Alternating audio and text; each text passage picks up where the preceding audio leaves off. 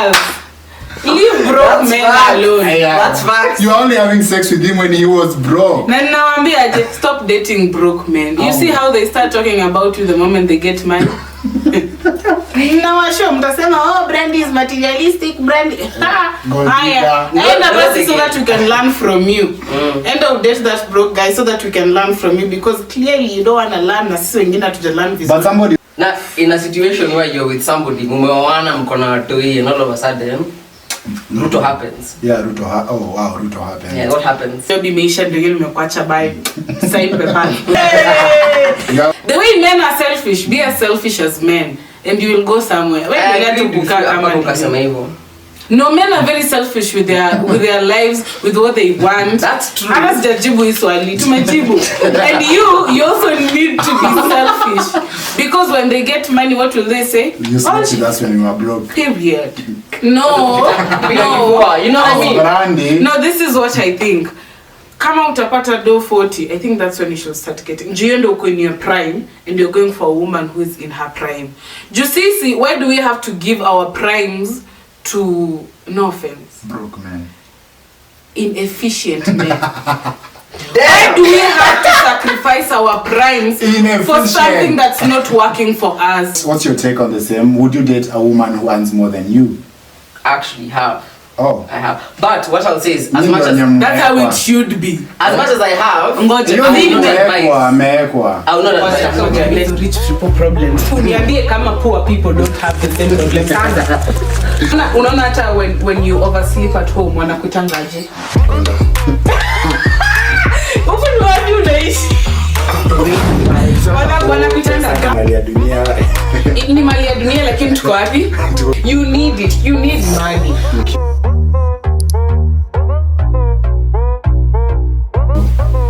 So hi guys, it's your boy the Melanin King, and this is the Melanin King channel. If it is your first time to be here, all I'm telling you is karibu sana.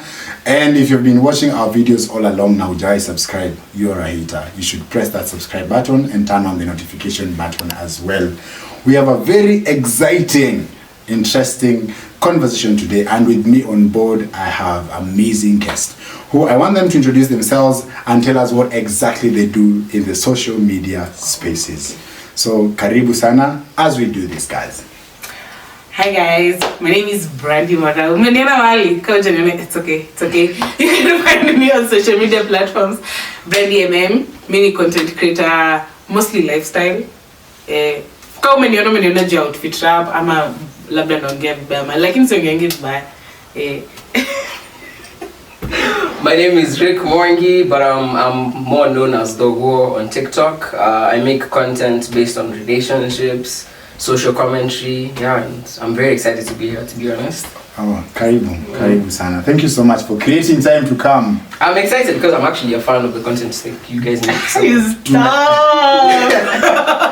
For real. I wasn't sure you're going to come. Me neither, honestly. Aliniambia ati unakama, and I was like, okay. You know, like, we had that conversation in the group chat. Because me, I was like, nah, bro. I even checked, like, my boys, like, baby, bro, I'm gonna be on this next podcast. Because all of my friends, we follow you. So it's like, it was the quickest decision I ever made. Like, for real. Yeah. Honestly, me, I was like, will this guy really come? Sikuwa sure, nilikuwa najambia. Alafu kwanza vile sign ilifika, I'm sending you the pin because you had not asked for it already. Yeah. So I'm like, is he really coming? But let me drop him the pin just in case he's still coming. Imagine you're better than me. Me tukidiscuss na mse ati we're gonna meet on a specific day. If you get your day, usiseme hata good morning. Imagine me, I assume it's cancelled. God damn. If that's like that, I'm like, oh, okay, let me make other plans. So imagine that's what happened. We woke up and we were not texting each other. Yeah. Then I texted him later on and are you coming? Here's the pin. Then he's like, that's how boys make plans. Guys get married like that. That's crazy. Russia, it's one thing. Kuna mishoni, unakam.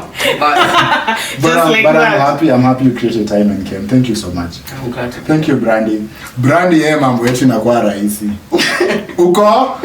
Ndio na. Oh my God, anadanganya. He had to beg me. He was on his knees. Akanitumia difea ya kuja huku. Yeah. He had to beg me to be here. When I thought men can lie, women can lie. Please, they're lying by saying I'm lying. Will you believe men? Who believes men? Who believes? Who in their right mind will believe a man? Anyway, those are our guests for the day, for this episode. And our conversation today revolves around, would you date someone who earns more or less than you? Well, finances have played a very vital role when it comes to relationships. You've seen people part ways in a dramatic way, in a way that is not appeasing, and all that stuff put together. So we want to dive into the questions and dive into the conversation of, does really finances affect relationships? And how we're going to do that, we're going to get into, but before we even get into the questions themselves, I want to get what you think about dating somebody who earns less than you or more than you. Imagine haiwezi, like hata hakuna more explanation. That's it. If a man makes less than you, that's it. Imagine haiwezi, because role ya men ni 3 P's: provider, protector, and I never knew about that. so kama nyinyi mmetokea nyingi motherhood, umwashe nyumba, ukue his peace, kama unamlipia bills kama mtoto. I mean, no, kama unamlipia bills, then you have, sasa unaona uko na hiyo authority ya kuniambia me, I like it when my woman, but sasa how provide, unaniambia nini? Wewe wacha. So you can't be the man who earns less than you. Imagine haiwezi. Okay. Unless tulikuwa tunapendana, you are earning more than me and then something happened.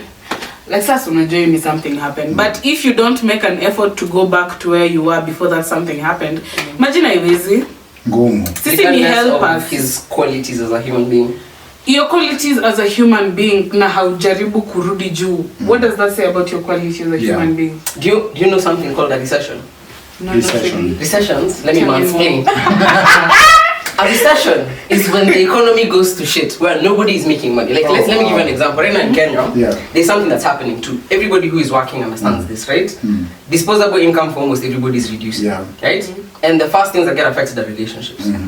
I cannot take my girl out the way I wanted to before because my business, maybe it's not doing as well as it was before. And there's some guys who have completely lost their jobs. Now, in a situation where you're with somebody, and all of a sudden, Ruto happens. Ruto happens. Yeah, what happens? Does love go out the window as well? No, not immediately though. Not immediately. But eventually, if you don't work hard enough to get back to where you are, or even better, it's gonna end. Because if you're not driven by purpose, then you literally, you can't even be with me for long. Like, if you don't have the purpose to be financially stable, why do you have the purpose to keep a girl? Wow.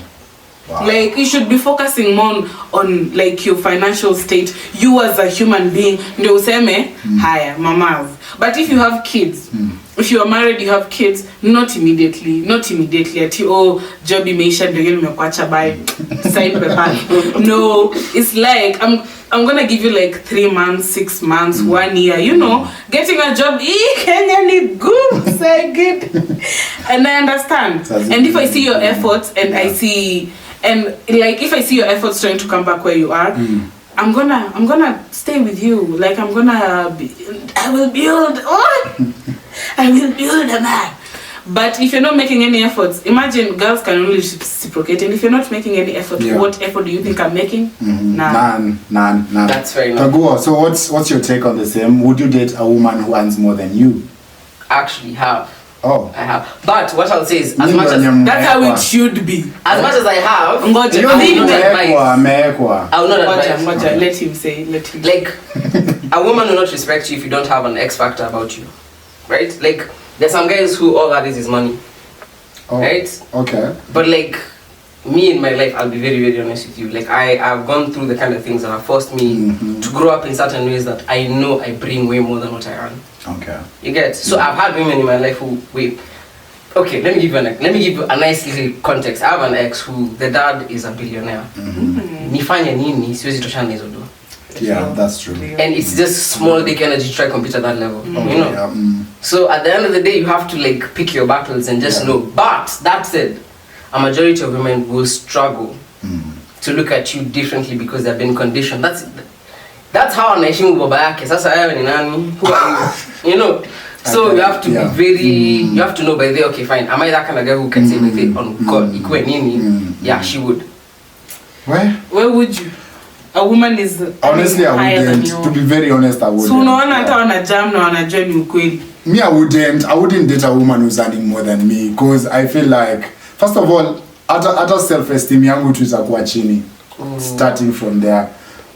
That's the reality, and it's sad. That's a whole conversation by itself. Because why is it that we have a society where men value themselves by what they can provide, as if they're not human beings? That's how we are conditioned to.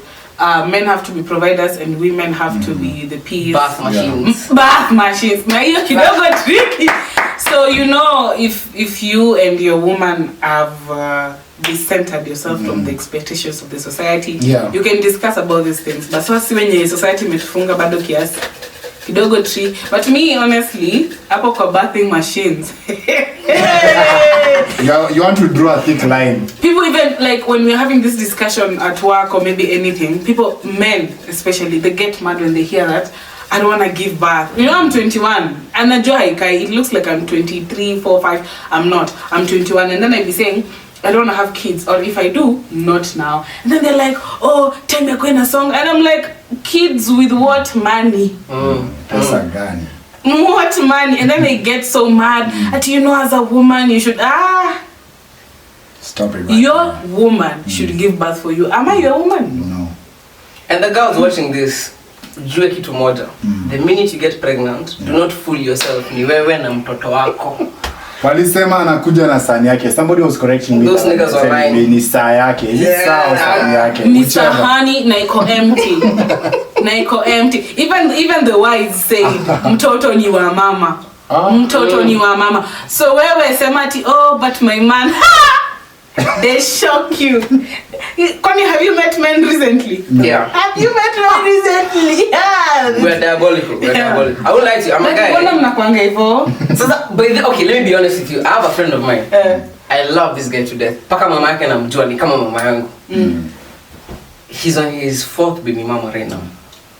That's crazy. And every single time, after sisi kwa boys WhatsApp group, tunakuanga na hiyo hope. This is the time he's going to become responsible. But then again, si tutaka hapo ati tuseme by there I'll be there to like be the guy who like puts him down or anything, because I understand him too well to judge him like that, you know. But at the end of the day, you have to understand one thing. If a guy has never seen anything like a responsible father in his life, right? The minute you get pregnant, you force him either to like you put him in a position that and atakupush you terminate the pregnancy, or he's condemned to being a shit dad, because ile trauma amebeba from having an absent father ajamanage. So at the end of the day, so you know that meme of repeat the cycle. I ended up okay. I mean, what's your statement? At I ended up okay. Oh, anyway, able to shuffle with the issue if you get it. Now connect to my tema. Right. I'm reading this on our chest. Oh, okay. Would financial dependence from one partner to another create tension or insecurity in the relationship? Let me read that again. Would financial dependence from one partner or another create tension or insecurity in the relationship?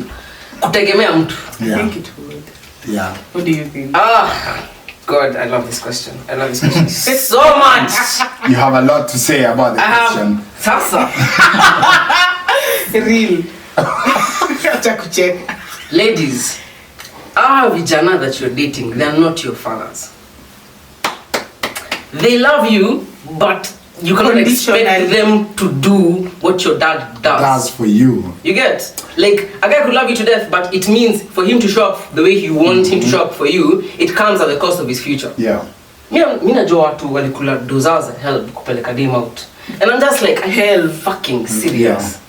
That's crazy. Hell. Watu wanakulanga school fees kusababia madem. I have friends who, even don't friend. Mimi, I get contacted by guys in my DM telling me like I ended up committing a crime because I was so lonely. My girlfriend was pressuring me to do ABCD. Obviously, the responsibility is on them, but that is a mess that we have created as a society by expecting men to muko the same level. Like I don't know where you expected him to get this money, but nyinyi wote mko 22. Na si ndio maana tunawaambianga muache tu date wa baba mnacha. Date wa baba ni sawa. Sio semanga hivyo. Imagine date up. Even with age, not just financially, even with age. Date to up. Juu sasa mimi niko 21, boy yako 21, anatoa pido na mimi sina hadi. That's true. Unless akona buda ama mama yake ni rich. Genetical wealth, but Generational wealth. Generational wealth. Exactly. Genetic. I'm like, is it passed sexually? Technically it does. So unless me utatoa, but anyway, does it create tension? I think it does. And a lot of insecurities. I think a lot of insecurities, because the whole time, I feel like the whole time you're not even yourself, because somebody else, you're relying on somebody else doing something for you, asking them to do something for you. Yeah, it's the way, same way with people who, okay, not people please is a strong term. The way we please our parents, ndo tutumie do. That's how you'll have to please that man for the rest. Kwanza kama mumevalishana pete, for the rest of your life. That's so true. Ndo akupeange do. And that's crazy. It'll create tension, in loads of insecurity, because ukikosea tu kidogo hivi, you don't have chums to go do your hair. I want to digress kidogo. Nimekumbuka when you remembered something. Somebody was saying, what if I get into a relationship and we never break up? Thoguo. See, that's Do you know that is so possible? Guys, we don't have the courage to end relationships. But we are married somebody. Ulisikia zamani, he called into my life again akisema if the wife died he'd be happy. See, you heard that story. It's gone viral. That sound like no aki kama nataka kumove achukue vitu zote, I'll furnish the house. In fact, I have a house somewhere. And do you know why guys are like that? Because the psychological fortitude to end a relationship. Nobody taught us that. Amnanga EQ. That's so true. So tunakuangaisha mpaka utuache. And you know the emotional intelligence of men inakuanga imemature at 43. Na mulioana akiwa 25. Yeah. Ninawasho miaka ya kuolewa si 20, mnasema Brandy, shock you. Wow, like wow. But do you guys also think on the flip side, on the guy side, when you are there financially bending yourself backwards for this chick, first and foremost, okay, me, from what I've observed, you start expecting unrealistic things from them. Yeah. Because you're putting yourself through hoops for this person, right? And nobody asked you. Yeah. Expectation. She kinda did though. Kata, atafanya. Atakuacha. Ni sawa, but at the end of the day, would you rather be in a relationship that you know is purely transaction? Tafuta malaya. But most relationships, it's not cheaper to tafuta malaya. You'll spend way more. You know what? Believe me, having a girlfriend is more expensive because mtakula mfanya ABCD. If you do the budget of a whole, by then it's much cheaper. Yeah, it's cheaper. Or like one night and then. Of course. Yeah, or I thought it's like a girl who's known for her nini, but you keep her as yours for the meantime. Like rent. You know. Renting is such, ladies forgive me, renting is such a bad term. See, okay, me I don't judge, but then me I don't judge. Like this system, by the way, let me be very honest with you. If you go back, it was a system created by men because it's just easier. So at the end of the day, as much as we're losing at the game, it's the game we created. Ladies really losing at it. Right now we are. Because the patriarchy that we talk about is 1% of the population. That's actually, just old men. And that's na madem sayo wako empowered hadi mnashangaa niko hapo. Sasa ingekuwa nilishauliwa ati juu nimeongea hivi juu wanaume. That's crazy. The next question. I hope I get a good one. Kwanza nimepata hii big is Unapenda vitu kubwa. Period. I'm playing. No, she's not. In their jokes lies the truth. She's not playing. I felt that one from you. Okay. How would you handle a situation where your partner starts earning more than you after a long period of earning less? Would it change your dynamic? That reminds me of the video I did recently when I was talking about I built him. No, you did not build him. You had sex with him when he was broke. See? I keep telling you girls. Leave broke men alone. That's facts. You're only having sex with him when he was broke. Nawambia just stop dating broke men. You see how they start talking about you the moment they get money? Nawasho mtasema Brandy is materialistic. Brandy. Haya. Enda basi so that we can learn from you. End of date that broke guy so that we can learn from you, because clearly you don't want to learn na sisi wengine hatuja learn vizuri. But somebody also asked, it's okay, you're saying you built him. Why didn't you build yourself while building him? Because those who can't. Because eventually it's the man who is built and you're still not built. There's no building. Taking credit for what you didn't do. Honestly, I feel like a woman plays a very pivotal role for the man, especially kama mnaishi pamoja. I think Joanna kusevia so much time. Unakuja home, you don't have to stress about meals. She got it. Asubuhi, you never have to stress about outfits. She got it. Breakfast, she got it. Literally everything, she got it. She didn't get time to get herself. Why? Because she was goting you. And that is why I tell you, the way men are selfish, be as selfish as men, and you will go somewhere. No, men are very selfish with their lives, with what they want. That's true. And you also need to be selfish, because when they get money, what will they say? You slept with us when you were broke. Period. That's true. Period. Now what utasema nini? Be life. Imagine. Alafu now you'll go struggle building another man. Be selfish. Use a man to build yourself the way they will use a woman to build themselves. Period. I say the only thing I would say is, why do women feel like it's such a necessity to have a man? It's not a necessity. They make it that way because right now, because we are broke. Honestly, me, if you find me with a man ananilipia rent, I promise. Basi tunatumiana, and that's why wakati I make it, don't feel bad when I say you slept with me when I was broke. Exactly. That's why I'm telling them they need to be selfish. Use men to build you, because the men are using you to build themselves. But let me ask you, where does that leave the world? Because you know what? Like it or not, there's an emotional need that you have to go seek a relationship. Yeah. Right? And at the end of the day, okay, moving like that just creates a world where all of us are trying to hurt each other. And let me be very honest with you, right? Everybody can outdo the other. Because ujama amefanya hivi, okay, sawa, nitamshow. Then you have a bunch of traumatized people trying to see each other. Then what are you gonna do? You know what I mean? So at the end of the day, I'll be very, very honest. It is scary to genuinely like start something real these days. But it's worth it. Do you know why it's worth it? Because fundamentally, across history, across society, everybody just wants to feel loved. But I don't think women have ever had that genuine thing. Because it's always either pressure to get married.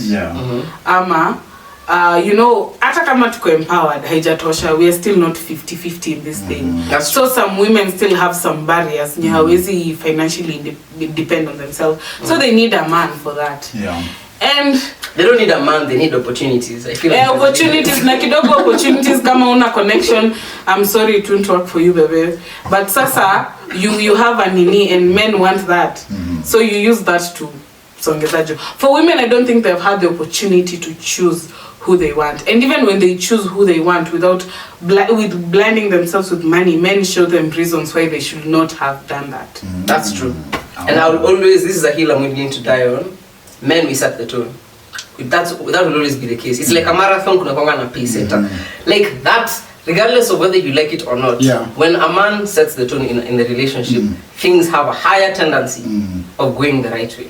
True. Because, and by the way, it also works vice versa. Kama uko na kimalenge, hauendi mali. Oh God.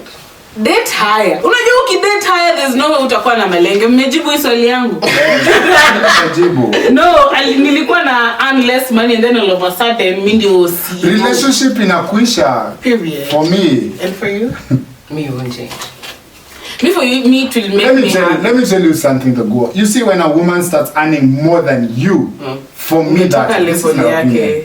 Umetoka level yake. That's true. One, her exposure is going to be totally different now. The things she's going to like are going to be something totally different. In things you can't afford. In things you can't afford. But that's the biggest it's room for chaos. That's the biggest misconception we have, because it's not. I have seen it. Their fears. No, I have seen it. Me, I'm not a man. Let me tell you. I have seen it. When you start doing better than even right now, kuna people I happen to do hata kama na struggle, I still happen to do better than other people. So the people I'm meeting now, malinenda, I'm seeing men when you're on top of me. Na kuna wenye, not literally, figuratively, guys. It all connects. Unashikana mahali. Trust me. We don't forgive you. So like, huyu mwenye ako huku, like, naanza kumit na men wako huko juu, vitu wananiambia, vitu wananifunza. Alafu unajua sisi tunakuanga attracted by this, you know, power. Na wewe una more power than me. Na huyo ako na more power than me. Hebu imagine, hata wewe ungedu. So utataka huyu mwingine mwenye ako na power na more money. But it's what you said. It's the thing of, if you have a man in your life, right? Who at every point of your curiosity, they have more exposure than you, you'd always be intrigued. Yeah. But sasa It's not always tied down to money. There's that, It's but not always then tied there's to money. this other But side. then women, there's that. But then there's the fact that women love money. Women love money, and let me tell you. The way men love women is the way women love money. I don't know. Me and my Kai. guy. Thoguo, let me tell you, when a woman earns more than you, it's room for chaos. Madharau itakuja hapo. I agree. Kwanza But mlikuwa then mnaishi also pamoja. Unajua madharau inakam juu bado una expect mimi ndo nakuja kulipa rent na bado unaniambia niende jikoni de crazy. Bwana unipikie. The whole thing was messed up. Kama the only reason she's cooking for you is because you pay the bills. My friend huyo ni mboch. Hiyo si demu wako. And now that I'm earning better, guess nani ndio mboch? Bas. Thoguo akuji men conference. Mimi nimemwendawai Akuji men conference. Nawapatia tools and tricks at the top of the food chain. True. Akuji men True. If you conference. listen to this, you'll probably pull more women than. Well, it depends with your goals, so Yeah. you decide. You get to decide. So acha tuone. I hope I pick up. Nilipick 2 questions. Jangalia ni gani though. So it Let's says see what this is saying. Okay. So it says, does income play a significant role in how you pursue a potential partner? That's the first question. Then why or why not? So I'll repeat again. Does income play a significant role in how you perceive a potential partner? Naweza jibu wa kwanza. Yeah. Yes, it does. Wow. Because let me remind you again, as much as we want to blur the lines between gender roles, men's jobs ni tatu tu na wanashindwa. 3 P's. Providence. Protection. Hiyo ingine sijui hiki kaina kwanga penetration. Yes, strong term. Mama inakwanga pigani, but I think it's penetration. Msitumie mamangu hii video of the line. So kama number one ni providence. Kama hiyo providence as a man, nyinyi ndo but these standards, hii system were created by men. As a man mmejekea only 3 roles. Na hawezi moja. What are you? To me. Okay, you might be a man to your mommy. You're the 3rd P. Honey, I want the first P first. The 3rd P comes last. It literally comes last. So go on. See, you're the 3rd P. Sasa P inanisaidia aje na I don't have food on my table. Okay, do you know if it's a system created by men, do you think it was created for women to win?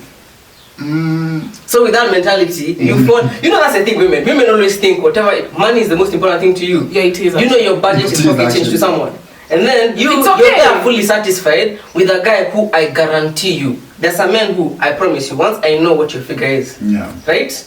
Najua kama nimetosha mboga nitakutumia vile nataka kukutumia. And that's the biggest danger with that mindset. Ngoja, by kukutumia vile nataka kutumia ni nini ile mechi ya kawaida yenye watu wanapiga Not mechi.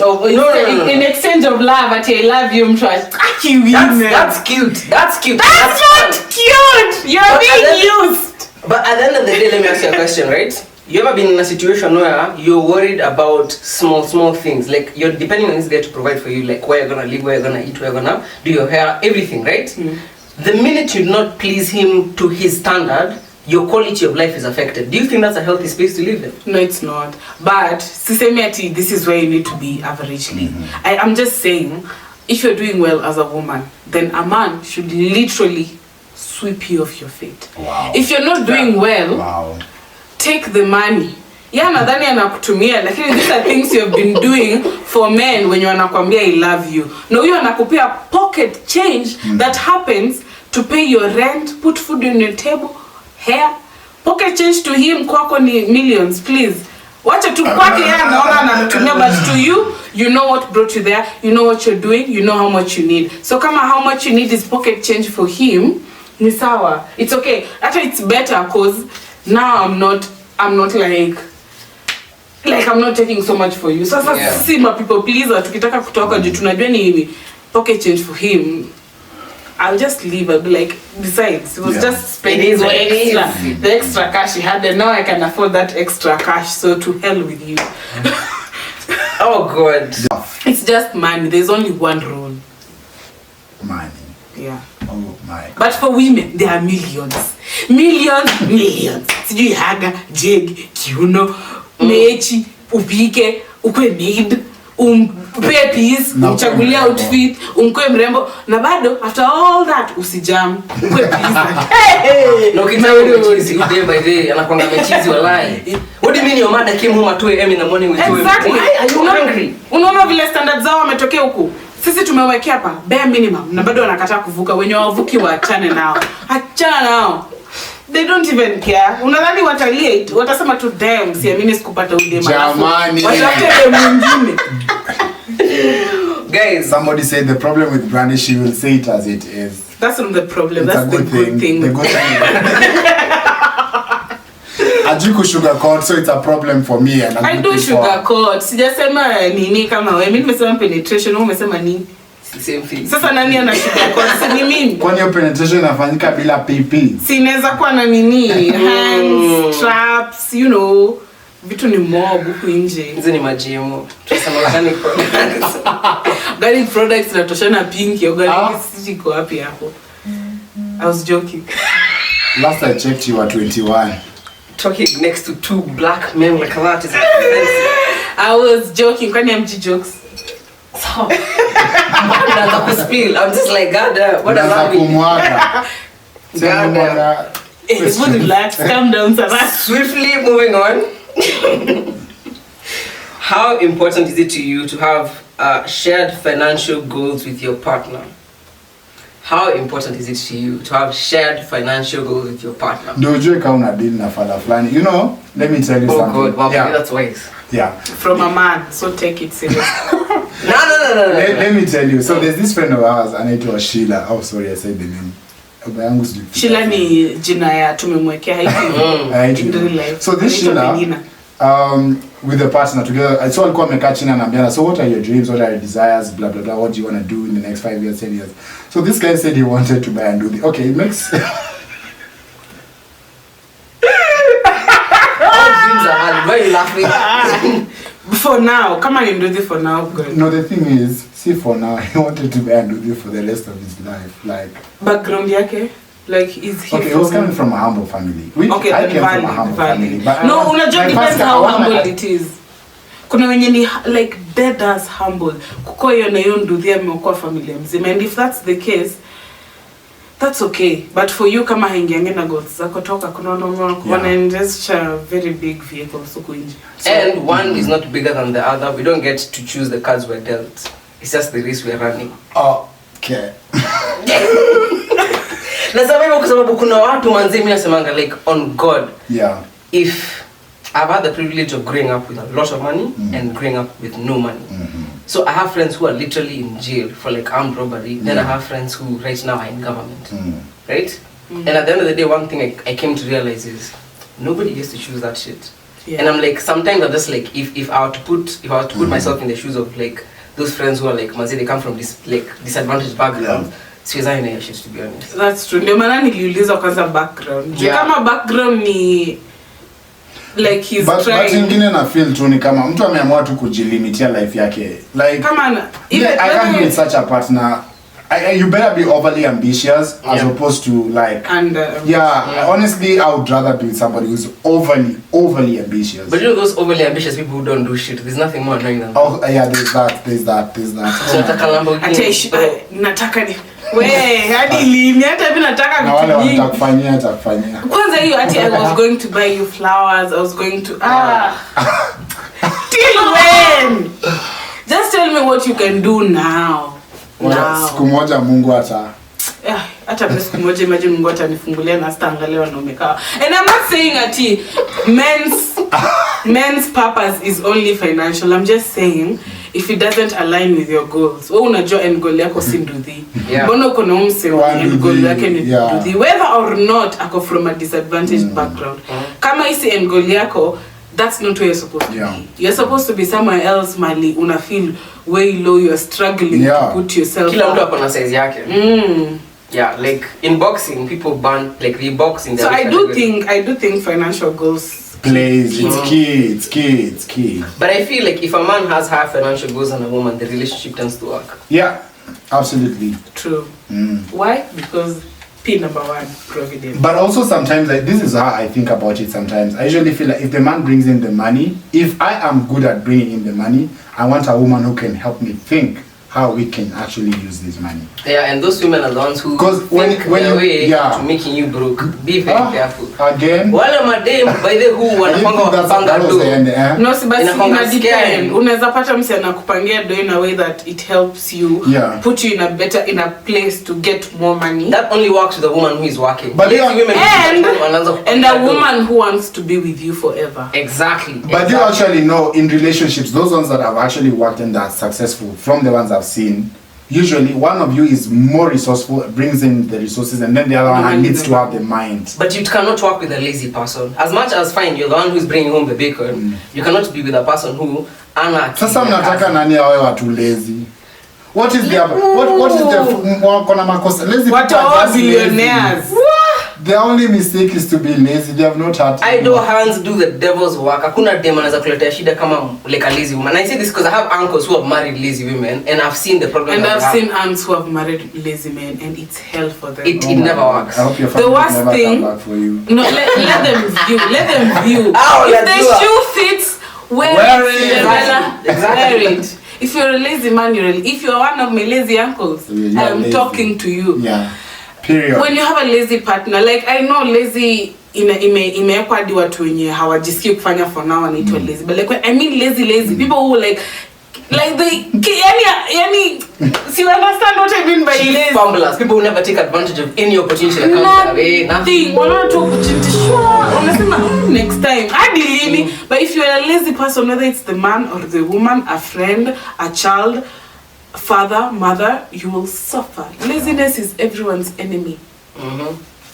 So it depends with what you define as lazy. Lazy yako inaweza kuwa uko na ADHD. Bora tu utaifanya. You're not lazy, but unionyeshe hii swali. Read the next question. How do you think society perceives couples where one partner makes significantly more than the other? Ooh.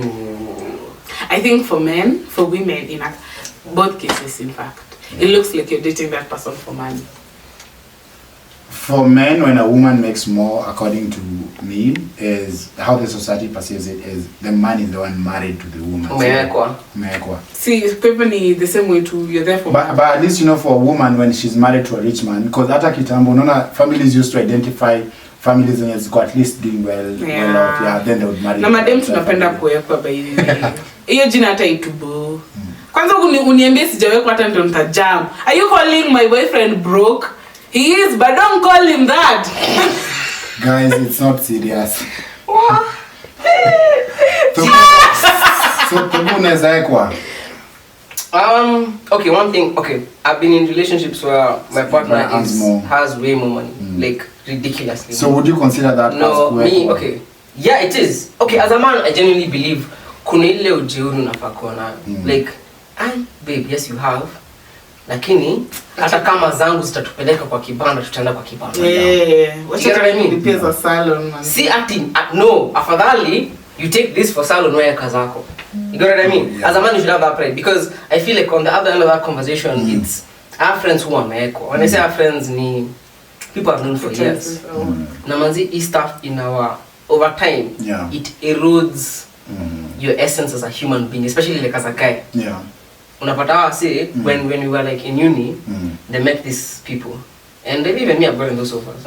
Mtu anakuambia nitakupatia 100k you just come and see me. Wow. You're in uni. You spent your last 50 bob on Indomie na kanyanya moja. Like you know what it is. Nyanya ni luxury. Mtu anakushow ati 100k mechi bro.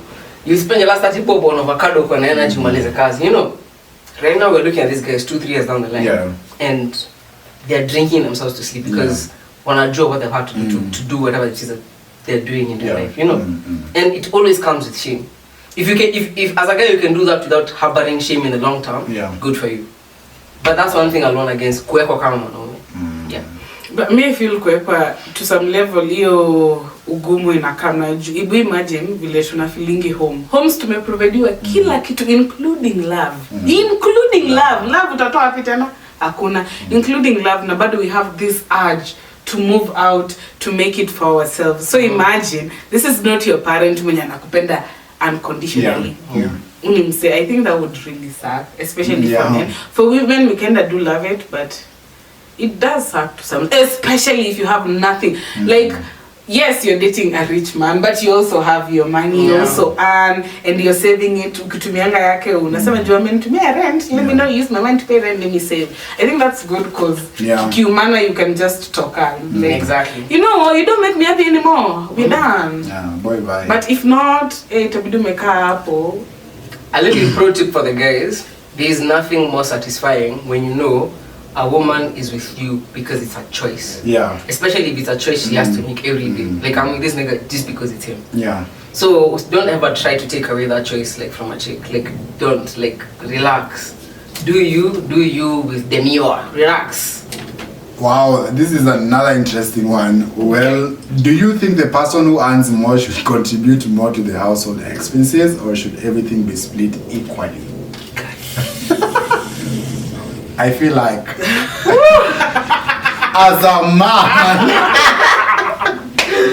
that as a man was important. as a man, I mean, you're the man of the house, so it doesn't matter if your partner is earning more. I don't believe in the 50-50 rule. Exactly. Yeah. So, me as a same, you as a man, be a man, do what men are supposed to do, provide. Not 50-50 for me. I feel like my money should be, in case I'm in a relationship and this man is earning more and he's doing more, like whether or not he wants to do, like, this is the discussion I would have with him prior. My money is for just in case. Oh. In case salo yako imechelewa, we still have to eat. Imagine, ataka salo yako imechelewa, we still have to eat. Internet lazima ipeiwe, everything has to be catered. Then that's where I come in. I'm a helper. That's where I help. Nimeona kuna shida, so let me help. But if everything is going well, I think the man should provide. But then, Nairobi. Lakini tuambiane kweli, what happens on the ground? Squeeze one woman, they become bitch niggas. I see that. Kwanza when men learn that you are earning more, the whole responsibility completely shifts towards you. Never let a man find out your financial capability. Because he will never bring himself up as a man. He will never, because they know women are full of empath. And kama huwezi nitafanya. And men akijua kama sitaweza kila saa na sitafanya kila saa, never show him. Hata kama uko naye mwambie guy, I have had to compare this from But then the biggest mistake women have done over time, because I think I've done this video before, and it actually went viral even in Nigeria, and women were international call, you don't know. So the women in Nigeria actually they were stitching the video and they're like, the biggest mistake women have made is letting the man know that you can actually do it even without them. Even from observing, I can tell you that's the truth. Oh my God. 1000% from experience. And you know, the inspiration that I got from it's purely experience. Because let me tell you, not me personally. See, observance. Same observance. That's the meaning to observe. But I've experienced because I came from a home where my mom earned more than my dad. Honestly, and to be very honest, at some point, I don't know if let me just say it anyway. To be very sincere, the day my mom showed my dad she can do it through Christ was strengthened her. Now my mom did everything for us, coming to school, paying for us fees. So kila siku my dad doesn't have money. Me honestly speaking, it takes away part of your identity as a man. Like on God, like there's whatever your level, and I say this like because I know kama dem anakupenda, there's nothing she should not do for you. You know. So as a guy, the least you could do, manzo useme baby, hapa ndo level yangu, this is what we're gonna do. You know. But be the man with the plan. Yeah. You know, because at the end of the day, if you're the guy who succumbs to that mindset, you start losing confidence in yourself. Pole pole nenanga tu ikiro to the point now unakanga chini unaanza kufikiria unaanza what am I now? Emotionally manipulate the family wa kuonea room and it's the same issue that's behind the alcoholism crisis in Central. It came from that because Central kuna a bunch of hardworking women. Right? So this woman is taking care of A, B, C, D. You have this men feeling inept, and it's not the women's fault. It's wewe ulijiingiza kwa hiyo shimo aje kama mwanaume surely like useme fine ile inaweza leta ni this much you know but at the end of the day manze just work on that usiwahi sema ati hapana because she can do it now, I've resigned that responsibility. Sometimes I feel like men just want to be enough, not good, just enough. Like this is okay. I feel like and when they find comfortability sorry samahani when they find comfortability no, I don't need anything except money. You have money said when they find the comfortability they will never get out of it. Unlike women, we just want to do better. Sijui shida yetu ni nini. Sisi hatutoshekangi na men wanatosheka very fast. That's the problem. When they get comfortable ni hivyo. And sasa akisha get comfortable, my wife is gonna take care of it. I saw mean do. See my wife. That's provided. My wife is the CEO. You know what's crazy? While you're working hard, hata kwake kusaidia na house chores. Yeah.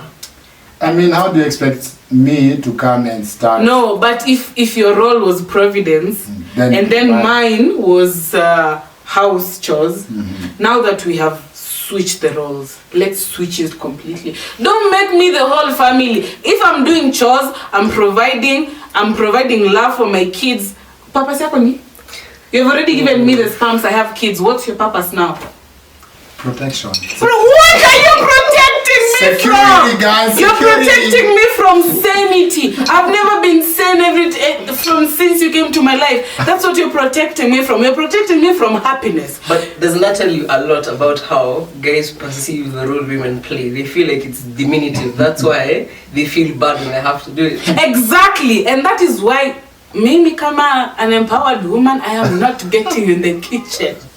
I'm sorry, if I'm getting in the kitchen, we are both doing it. Tuende nikatakate nyanya ukikatakata kitunguu. It's because we've been taught to like look at the things that women do in our lives, things our own mothers did for us, as something lesser than what the men do, right? Yeah. And it's like let me be very honest with you, and I know some guys will look at me funny after this, right? I take pride in taking care of my people. If my sister is sick, I will cook for her, I will take care of her. If my girlfriend is not okay, of course I will do with pride. Because I got to see that in the men in my life, right? Wow. My dad is that kind of person, and he never made me feel weird about that, you know? Is your dad singer? Really, Brandy? He's in a very, very happy marriage to my stepmom. But anyway, at the end of the day, it's because we look at that role as something diminishing. At the end of the day, it's like, how is it that you sit there? And it's the same thing that happens with sex. Men tend to look at women in a lower light the minute you've slept with them. What do you think that? And that's why we don't want to sleep with Everyone, let's pretend I didn't say anything. Let's just go back to his point. Exactly. Yeah. Like, at the end of the day, guys, what men did was this. Tulianzia mchezo, but we did not think it through. We did manu things where mnaingia mkidhani mko na game plan. Shock on money fast. And at the end of the day, there is nothing you are doing. Ujui kama ni wachezaji wametumpa plot where the taxes have gone on. But at the end of the day, unapata, it's a game we started as men, but we're losing. Yeah. We're losing, and the people who I empathize for, it's young people right now. Because we have a you know we are the young guys. people. Ama you mean like alpha? No, like Unakutana to 17, 16-year-old says yake wametupa mbao. Like, Sija interact na 17 so sijui. Oh, my brother is God damn, my brother is 17. That's crazy. You know, in my head, my brother is also in my head 17. he's still 10. Oh. Hata kana niengelesha na base na nimefu wangu siku hizi. Yeah. He's still 10. So it's crazy. But hata you'll never see values him zake in a relationship is nani worry, but he's 17. He has time to grow. you think? And let me tell you, I will never let, no offense to men who don't provide, but like a small man to be my brother. You're either a provider or not my brother. Or if you can't provide, ka peke yako. Grind. Hata sisi tuna grind peke yako. Ukiipata, anza kutafuta luxury. Si hivyo ndo maisha imekuwa, mbona sasa ndo mnajifanya. Sasa luxury kikuja when you are 40. Which is the truth. See, it's good. Like, at least 40 you know, na EQ. That's so unfair because let me give you an example, right? Like on my dad's side of the family, all the men are married. Everyone is married. I kid you not. all of them walianza kushika pesa for real when they were like 35. Yeah. Some of them are exceedingly wealthy, like, but let me tell you, zile mashida wamekuila when they're in relationship. And this is something one of my uncles, like my dad's smaller brother, this one I'll even give him a shout out, Uncle Gids. Like this guy, aliniambia one important thing. Tafuta mtu saina una pesa. Yeah. Because the thing that happens as a man is this: when you get somebody when you have money, the correlation men make is they're only with me because of the wealth I have. So women always become interchangeable. Sasa I have wanted to see that now with my uncles and my mom's side of the family who akona dim inakamtunasemanga ka 30 minutes, like 3 months ameenda. You get, and those women, they're being forced to like abort kids, they're being forced, ni vitu za ufala, they're being put through emotional garbage because this guy has known the only reason these women are in my life is because of what I can provide. So it's important as a man, you condition yourself to know, by the way, love does not have to look that way. Tafuta mtu wako when you are young. Because at that time, unfortunately for a man, that's when he's at his most humble. Kuona ule mtu by the ameona hiyo uchafu ndo when you get there you be like no, you know what I mean? Brandy. No, this is what I think. Kama utapata do 40, I think that's when you should start getting. Juu ndo uko in your prime and you're going for a woman who is in her prime. Juu sisi, why do we have to give our primes to, no offense, Broke man. inefficient men? Why do we have to sacrifice our primes for something that's not working for us? Karanja, And then you in your prime, whether or not you got a good wife at 25, I assure you that man 40 do ipate hivi akona demako 20. I promise you. So why do we have to sacrifice? Because we are women. I'm tired of being a woman from the 90s. I'm a woman in my 21st century. Okay, so we are assuming I'm giving my prime to a man who is in his prime. If you're not in your prime, I beg, move. Go look for someone who's not in their prime too. What do you but as a prime to need do. What do men want? I have it. I promise you, what men want, I have it. I beg, don't come telling me what you bring to the table when we are at the table. And you know what you want. You don't even want the table. You want and that's the table. Here on your table, sasa. When don't afford latest something to the table. Can I ask you a question? Aside from society standards of what you should want and what a man should want, right?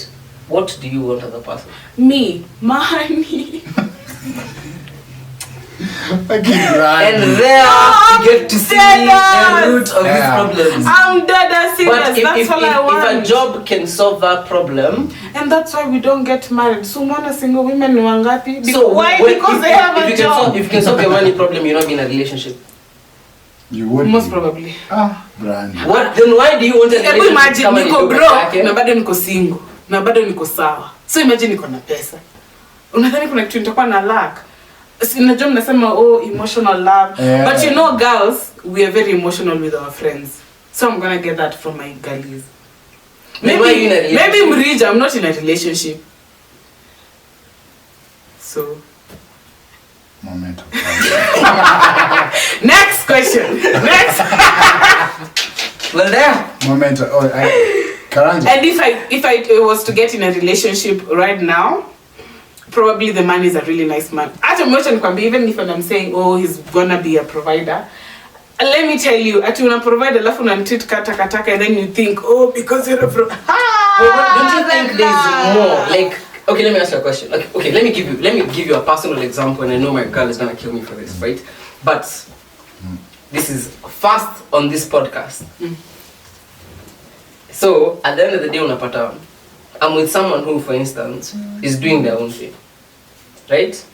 I had to ask myself, with all like the social options that I have, what is it that I actually want? What are the qualities in a human being that I actually desire? The kind of person who, on atekue aje, I will give them my last. You know? Yeah. Because me, I was like, it's not worth it.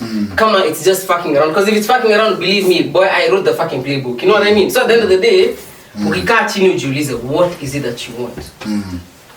You'll come and find, by the way, ni vitu za ufala sana. Somebody who you can laugh with, somebody who you can chill with. And by the way, you know what? When you find that kind of person, you tend to figure out the rest. Mimi sijui kama utapata. Nataka tu mtu atasikiza voice notes zangu refu za 30 minutes. Nikimwambia about my day. But that's it for you. That's fair. That's completely fair. So when I have money and then money is not a problem, that's probably what I'd be looking for. Like, a compassionate man, a friend, Wow. a friend in the opposite sex, which is hard. That I agree. But like that's what I'd be looking for if I was to get in a relationship and I have the money. If I don't have the money, number one, money. Number two, hata when hiyo pesa zako, if you're not a good man, tumia mama yako pesa, I promise you she needs the money more than I do. Oof. Wow. Anyway, next question. Do you think financial differences of we already discussed this, affects the power dynamic in a relationship? Yeah, it does. We have actually done that. Yeah. Which is sad. Yeah. Because kama dem nataka house girlfriend, just see wife. Housewife. Nimbo tunatomba. It's true. Did I lie? I didn't see that. You didn't lie, actually. That's how I describe it. It is. Actually, that's what I think. When Yeah. men describe their type, it's normally a maid they can lay in. Ni mama fua with 100% discounts. Yeah. True. All you have to do is give her food. But anyway, when you have... Umesema nikani paka wa mtaa. That's... Unatatuka That's maziwa actually yenu. what she said. Seriously, guys. But when point. When you guys have an agreement that you'll be the housewife and he'll be the provider. You know, the woman, not even woman, even as an individual, chores are so much work. So everyone is working. I think the power should be like at least 60-40. Yeah, you know, because you guys like the traditional way of power. That means the man has to have more power. More power, yeah. So 60-40. No. What should? Don't give men power. Like we've had it. What No, like in the house. Okay, hear me out when I say this, right? Can we start seeking people who are adults? And adults can take care of themselves. Ndo musikuwe in a stage where you are exchanging services for affection. And I say that as a man, right? Learn kujipikia, natafuta pesa mamafua. Then you realize the kind of women that you actually want in your life. Because a lot of guys, unatafuta convenience. Yeah. You just want somebody to solve that problem for you. You know, I had a conversation with one of the people I'm working with. It could be anyone. And then alikuwa anasema ati dem ndo anafaa nifanye hizo vitu ati nafu nikamuuliza wewe unafanya nini afu akaniambia si mimi naweza jiosha. Oh, so you are as competent as a 10-year-old boy. So why on fucking earth will a 21-year-old lady date a 8-year-old mental man? Wow. that's true, that's fair. That can't be all you can do. Before nikuje maisha yako ulikuwa unataka kuniambia hizo vyombo zinakapo kwa sink hadi. Before nikuje maisha yako huko unakula unless umebuy kwa hoteli. And if that's the life you are living, maybe you should get a house help kwanza before you get a girlfriend. Wanaume saa zingine mnanikasirishanga hata spendi kwa Next question as we proceed. I think I like this one also. Do you believe that love can outweigh financial differences, or do finances always come into play at some point? I think it should, but unfortunately in the world we live in, it doesn't. I feel like at first, because usually the first few days or first few weeks, you're so delusional, number one. Number two, I don't know. still love the infatuation. Yeah. But usually we perceive that as love. Everybody we love at some point we're infatuated with. Yeah. So the first stage, usually you don't mind their finances. You're like, oh, it's okay, you know. Atakuja na sahani yake. Kuna sahani. Let me remind you. Your sahani iko empty. Hey. But it does. It actually, sometimes it outweighs from the beginning, or when the relationship is starting, it actually outweighs. But as time goes by, reality hits at you and you're like, oh, we can't eat love alone. Or rather, my finances alone are actually not enough to fuel this relationship. Yeah, that's what I think they should have a 50-50 power. Because love is beautiful to like, for emotional, like, satisfaction. Yes, yeah. But then again, you can't purely live on love. Yeah. You need things. Life it was separate to if you live on love and you're not earning enough to maintain me, I have to go look for that somewhere. Actually, I saw a meme someone say, a fish may love a bird, but where will they live? Exactly. Yeah, you know, I have money you don't have. I really love you. I agree with you guys, but there's one thing I completely and utterly say, wait, this is a Hillary guy. I believe love is not the only thing that you need in a relationship to make it work. That's true, yeah, that's true, absolutely. And I feel, unfortunately, where we're at, the conversation that we're having, like in general society, it degenerates to the point where the things that actually really matter hata tuzishikangi, right? Like, let me give you an example, right? Can we just admit it, right? We need to stop using our partners as meal tickets. Because now when you move from that level, you get to the point where you realize, oh shit, I have childhood trauma. Yeah. That Ujamaa anafanyanga kitu that resembles what my dad used to do, maybe my uncle, my auntie, and it takes me off the rails and I treat him terribly. You start dealing with the real shit that makes relationship either work or no. You know what I mean? I feel like na akiendelea kukaa hapo na babake alikuwa anamtreat hivyo vibaya, it's probably Stockholm syndrome. You know, Stockholm syndrome makes you want to be around your oppressor.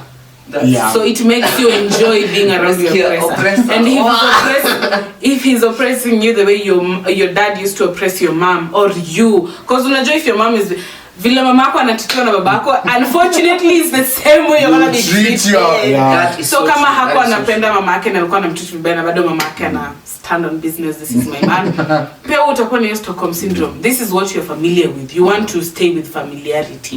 You don't want to be out of it because it's scary to go out of one's comfort zone. But don't do that. You're better. Your mom is better, but kidogo time imempita. But time ijampita, imagine. But sasa unajua kwa akili yao alishajiwekea nimegonga 40 time imenipita. But me sionike imempita. You can still leave that man if he's not treating you well. It's never too late. Yeah. Hey, you deserve some bit of happiness before you die now. At a bit. Life is about because sasa mtu ako 70 amebakisha how long? Wow. Kama alikuwa anakumbia kama sisi. Sasa unajua ukifika so unaweka kwa TV, by the time sisi tunakuwa adult ukifika 70 unaweka kwa TV. Media advantage niko nao mimi ni mfupi. He still oh, but that most people don't live. But thank God, because me, honestly, the idea of growing old, doesn't sit right with me. You just say tall people don't do what? Tall. They don't live long. When like taller, yeah, I am. So you not live long? For sure. I am. I actually am. I'm 173 centimeters. I'm really tall. I'm 163. And he's asking me about height. 10 centimeters, like. Yeah.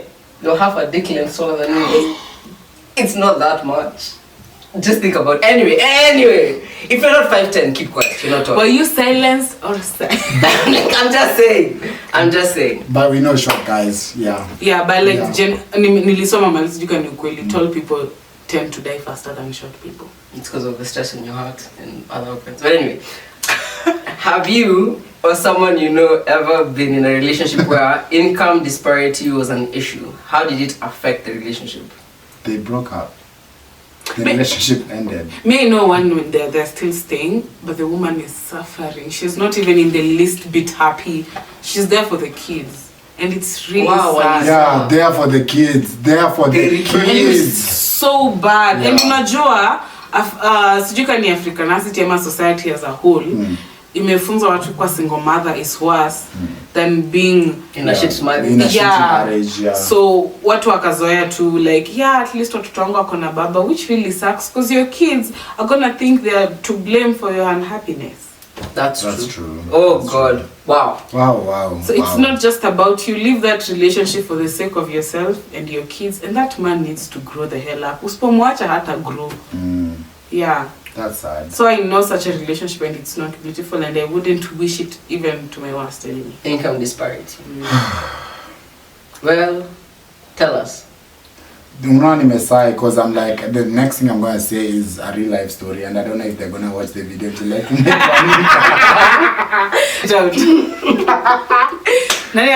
Last question. Okay, let me do it.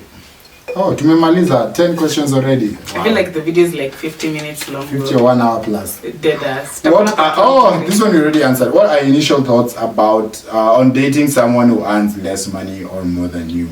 So I think I can actually conclude the show with still talking about what is your final points on the issue.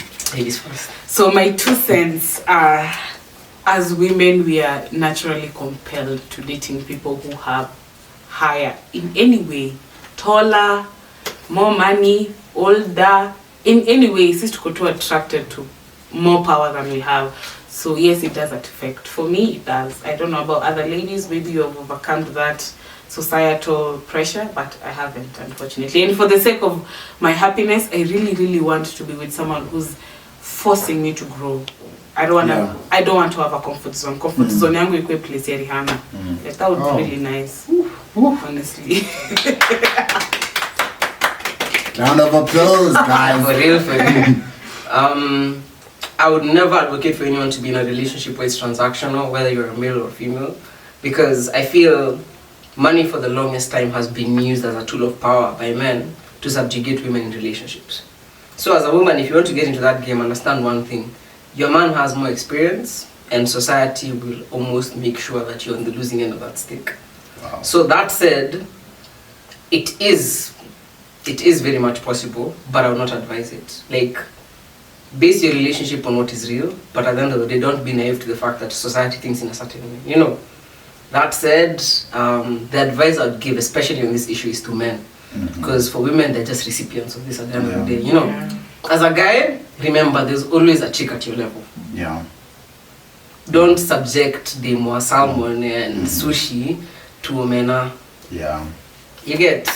And it is perfectly fine that she wants that. And it's perfectly fine that you cannot afford that. Kuna mtu atakula omena na wewe na ni sawa. And she'll be very Na atakupenda, na atakustress. Yeah. You know? Yeah, those are my closing remarks on that one. Whew, those are heavy statements. No, not to accept. I'm just gonna be like, oh, you know what, guys? With money, money has actually been an issue in most relationships. That's the honest truth. And another thing I would say is, most of the relationships you get into them, usually one partner is in it for money, and the other person is in there for feelings or what they feel about you. Genuinely, yeah, they wanna be with you and all that stuff. So be with someone you feel like you wanna be with them, as opposed to money, because again, money comes and goes. Yeah, money comes and goes. So what happens when the money goes? I know we all want to be happy, and our happiness mostly 99.9% relies on money. But what if the money actually goes? Because I can get married to you, you have the money now, and 5 years later, the money is not there anymore. So does that mean I move to the next man, and move to the next man, and the next man, and the next? For how long will you keep doing that? So eventually, that actually leaves you empty, to be very sincere. With time, it leaves you empty, and you tend to ask yourself, is this really how I pictured myself out, like when I become an adult? Is this the kind of life I really wanted for myself?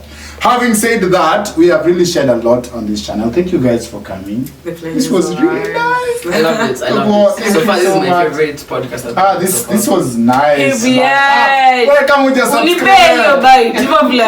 This is the best podcast. Thank you. Yeah. but honestly, this was nice. Like, this was really nice.